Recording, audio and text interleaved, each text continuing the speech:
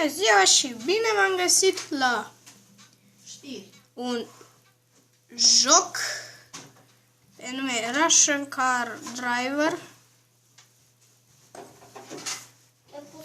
de pe meniul Country Sai Start.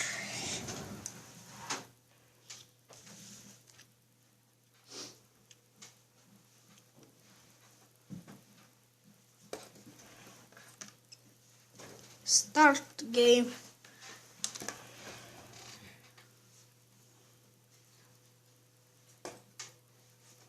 Și tocmai ce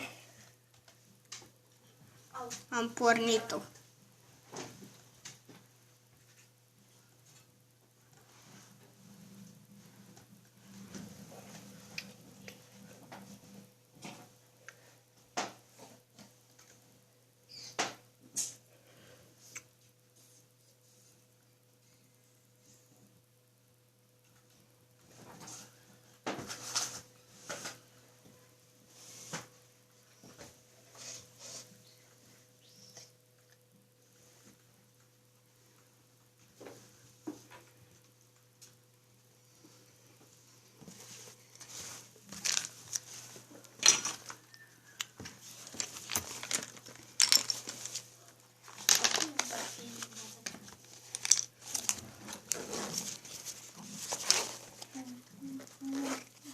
Dar și cald am făcut aici.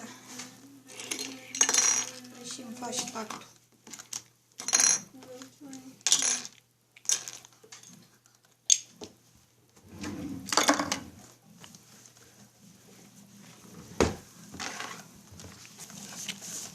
Și acum am ieșit la șosea.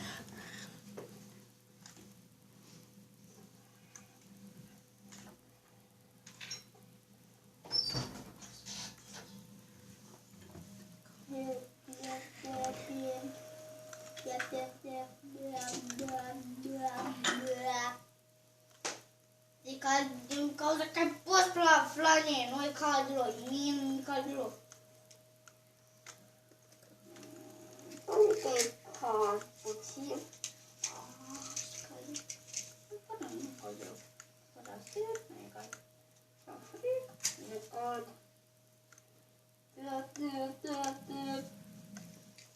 Brum, brum, bada!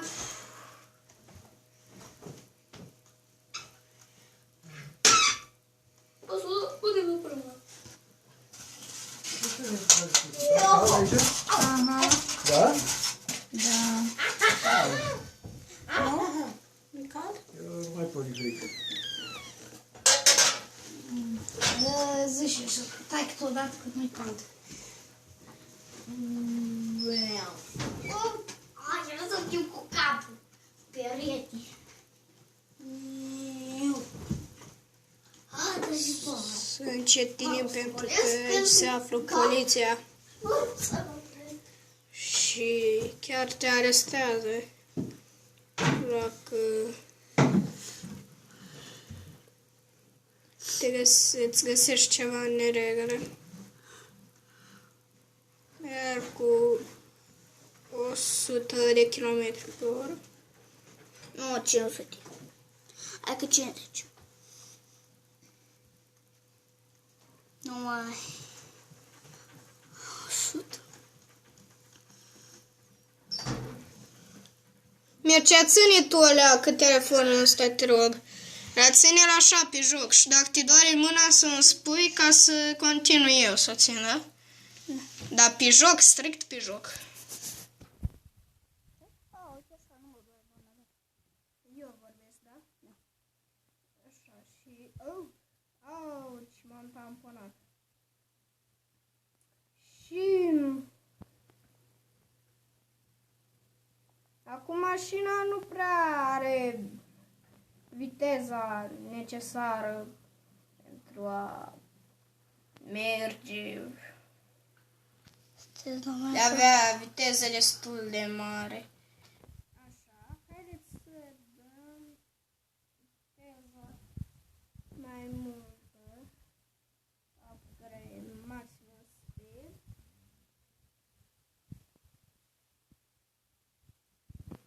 Acum ne trebuie să băgăm și putere mai mult. Uite, să zicem că Dar parcă deja conduci pe... mergem destul Carpă- de tare. Aoleu, poliția, poliția.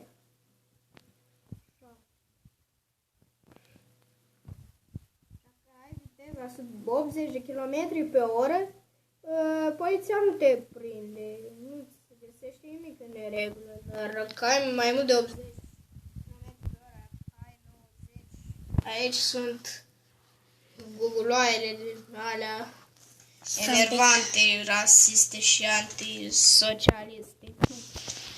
Enervante și fără care nu poți face nimic, adică asta așa ar spune unii. La 120 de km pe oră.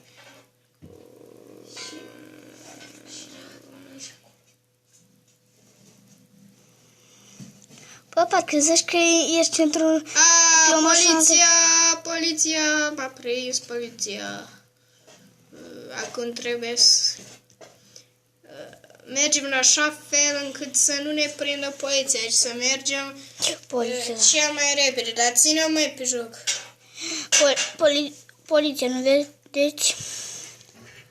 Captușă. Fai. Și ăștia care merg 60 de km pe oră, tu care ai viteză de 120 ceva de km pe oră. Deci nici nu știi când te poți băga în unul dintre ăștia care merg cu rablele lor și care nu știu decât și deci dacă te bagi într-o mașină, ce te doare mâna? Da. Dacă te bagi... Uitați, nu m-a prins poliția. Pentru că am avut viteză destul de mică.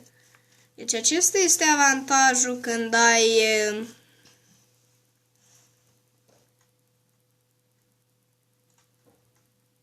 un urs. Îl puteam călca.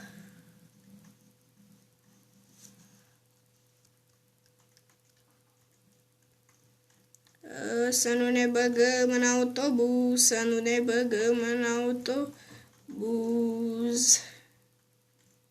Să nu ne băgăm... Un urs, nu? Un urs, nu?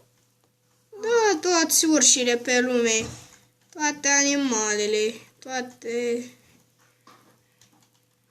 Poți să mai ții un pic, te rog? Că eu nu pot.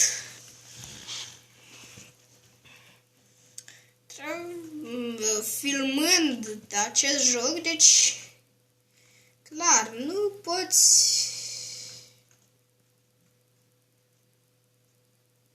face nimic.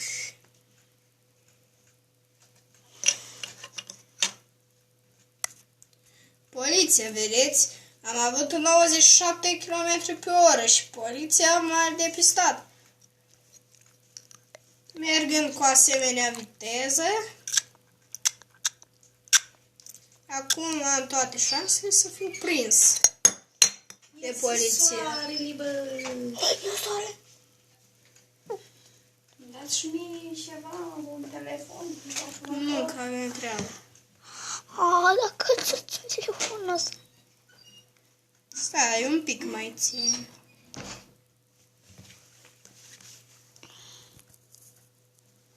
Dacă nu poți comune, țin cu celălalt. O să vedem dacă nu... Ba da, ne prinde. Ne prinde pentru că ne-am aflat în aceeași provincie și dacă ne aflăm în aceeași provincie, această mașină care ne aflăm este model de Lada. Ați auzit mașinile rusești Lada? Lada Samara, mai exact. Sau Vaz 2108.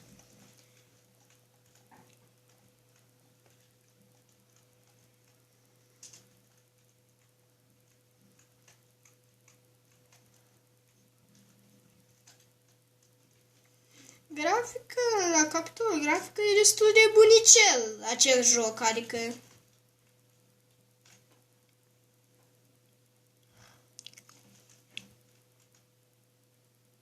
Hai că se ține. Te-au prins. Hai că... Dați poliția. Ne arestează, ne arestează, ne arestează, ne arestează. Amenda, amenda, amenda. Gata. Acum trebuie cumva să o luăm de la capăt, dar nu o mai luăm de la capăt. Mergem puțin printr-un oraș. Uitați, prăvălii și blocuri și toate Cele? chestiile le întâlnești într-un oraș.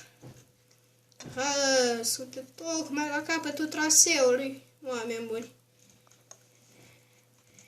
Tocmai la capătul traseului, haideți să o luăm un pic în partea asta. Nu mă pot. Urcăm și ne întoarcem în oraș.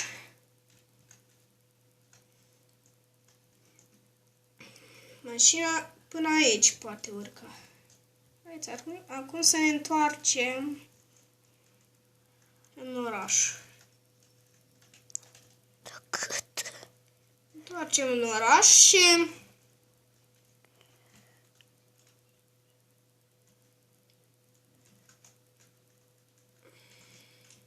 Are cât să o țin? Uitați. Aici sunt diferite prezentate momente ale istoriei. Ale istoriei acestei mașini. Și acesta este jocul Russian Car Driver. Și deci mi-a plăcut acest joc.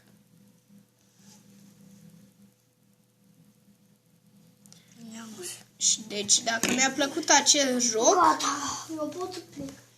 poți să pleci, dar ți-a cineva voie să pleci, mă rog. Este fratele meu care se joacă cu un coleg de-al lui și care este cam mai urit, deși mi-a promis că nu se mai joacă cu el. Dar nu mai puțin, că nu mă rog așa de mult. Mi-a fi spus așa, poate am uitat eu, poate. Mulțumesc pentru vizionare. Ne vedem cu un nou joc, sper. Am primit o nouă ofertă pe care nu voi să o accept, dar noi oprim jocul. Mulțumesc pentru vizionare.